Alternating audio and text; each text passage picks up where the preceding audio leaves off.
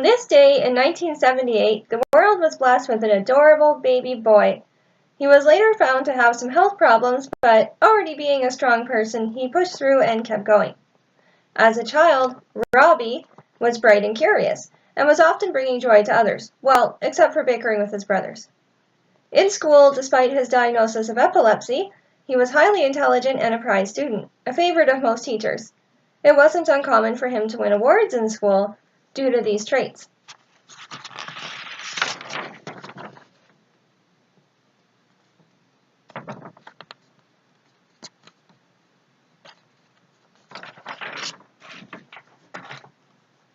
On April 6, 1993, after several brain-related issues, Rob was one of the first candidates for a certain type of neurosurgery performed by a Dr. Barry Sinclair. He came through with flying colors.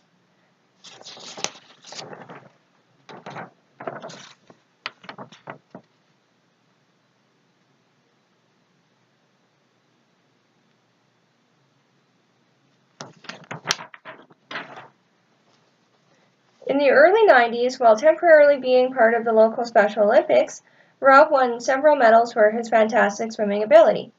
In 1995, his entrepreneurial spirit was already showing as he began a business of shoveling snow, and it was quite lucrative. In addition to getting rich there, Rob was also a prize salesman, as, according to a former teacher named Mr. Carter, he sold the most books door-to-door and won a TV. In Mr. Carter's own words, Rob is a very likable young man and was a first-rate student. He was the kind of student who always did more than anyone expected. Rob didn't just live for himself, though. Being a Libra, his strong sense of justice always shone through, and as a teacher's assistant in high school at the Comp, also known as Lindsay Thurber, when something wasn't right, he wrote letters to the superintendent to bring about positive change. This same search for justice has led to Rob writing other letters as well, including to Stockwell Day, the MLA in 1997, regarding VLTs. Due to his love of gambling, Rob continued to write letters to the Red Deer Advocate and possibly some other places regarding VLTs and people's choice to gamble.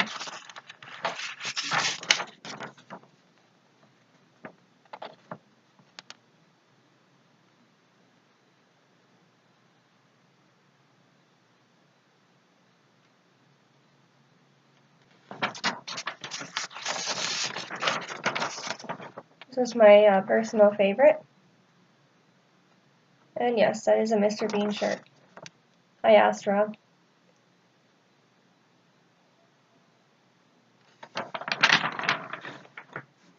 On February 3rd, 1997, Rob embarked on what he may not have known would be a 20-plus-year career at McDonald's. Due to his hardworking nature, high energy, quick thinking, and friendly way with people, within his first 6 months, Rob got the Customer Care Award, and later followed by others. In the same vein, these traits led to some quick promotions for him. In fact, in the words of his trainer, Eileen Rhodes, Rob is an excellent employee. He has always been punctual and gets along with both crew and management. His work ethics are excellent. In 2008, at a major crew meeting, Rob met his future wife. Me. Being unusually patient, he waited 5 months before asking her out. It was a risky venture, being that he was already in management and she was a new drive-thru girl. This is a poem that Rob wrote when he was in grade 11, I believe. So I think that's really, really romantic. I was very, very lucky to meet such a romantic soul, and I'm not saying I'm the envy of other women, I'm just saying I literally have the best, most romantic, and most soulful husband.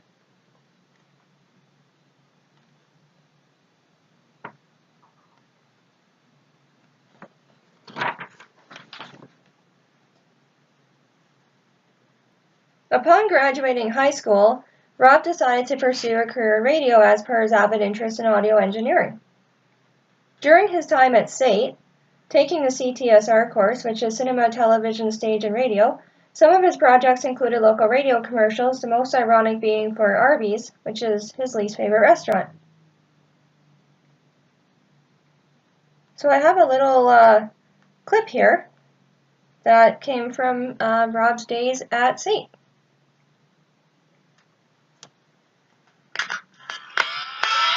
It's time to take advantage of the last few days of school and do something on campus. For the 103XFM Entertainment Guide, I'm Rob Yaniszewski. Swimming's always fun and is a great workout. Enjoy the pool here at Sage. Drop by the basement of the campus center and take a dip. The pool's refreshing, fun, and enjoyable to all.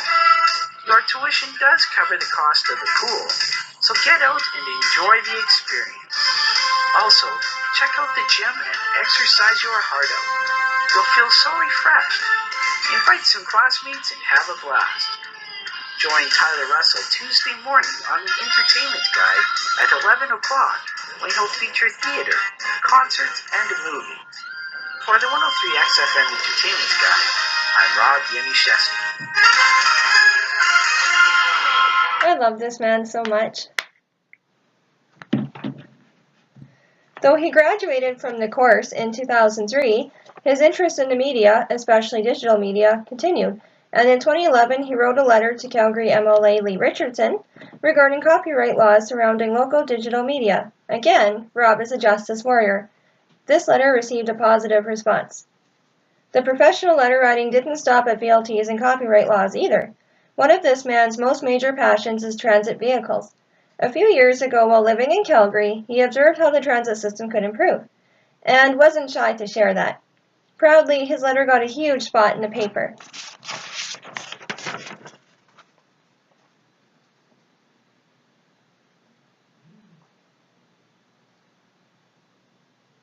Unfortunately, it got cut off when I photocopied it.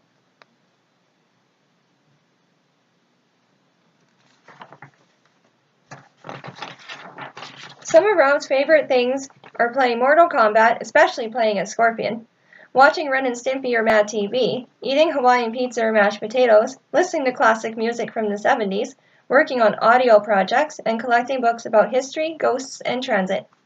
Before working at Shaughnessy Zellers in the early 2000s, until their closure in 2012, Rob already seemed to have very good luck with the company when the former location in Red Deer phoned for him. It wasn't for a job, but to tell him they won $500 in gift certificates. Rob is my hero in many ways. I thank God for our marriage every day, and Rob truly is my best friend. I want to say that one of the most heroic things he's done for me, and there are many, is during a recent trip to Punta Cana when our adult-only resort held a poolside bingo game. And the punishment for falsely calling it bingo was to get naked and jump in the pool. Of course, I made an error on my card, and Rob was brave enough to go in my place when it was pointed out. I can't swim. I will never forget that, and the resulting bottle of rum he won was well earned. Rob is a natural hero and warrior for others as well. Shortly after meeting my family, he helped them take a stray cat to the local vet clinic. He has a love of animals and always gains immediate trust from dogs and some cats. This he wrote for his dog Bear a few Christmases ago. I'm guessing when he was a teenager.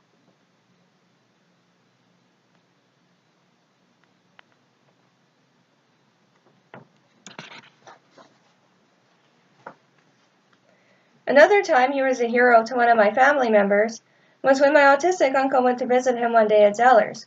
At the time, the police were around the area looking for a shoplifter, and due to his blatantly different style, they pinpointed my uncle and began to interrogate him.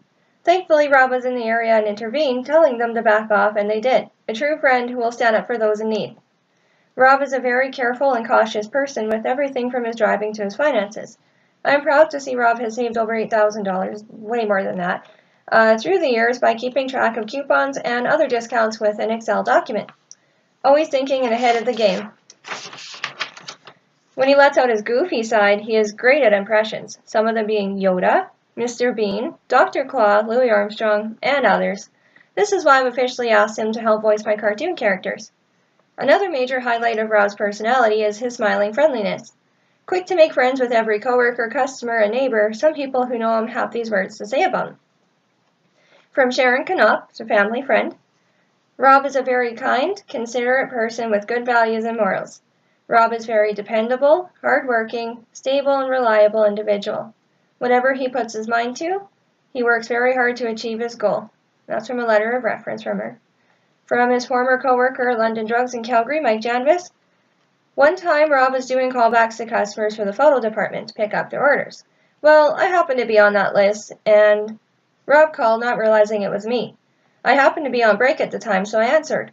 He politely informed me I had outstanding orders to be picked up. Then I pretended to get mad because he was interrupting my dinner and wanted him to get his manager so I could complain.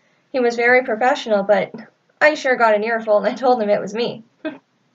Eileen Yamchuk, who's a friend who lives in Calgary. Tell Rob happy birthday from me. I'd love to see you guys, but I can't make it right now.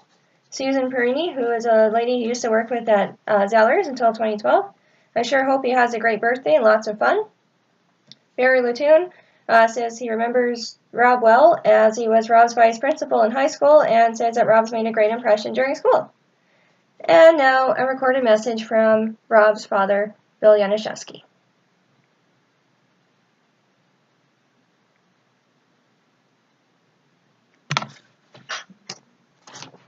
Hi everyone, this is Bill Yanuszewski, and I'm Rob's dad.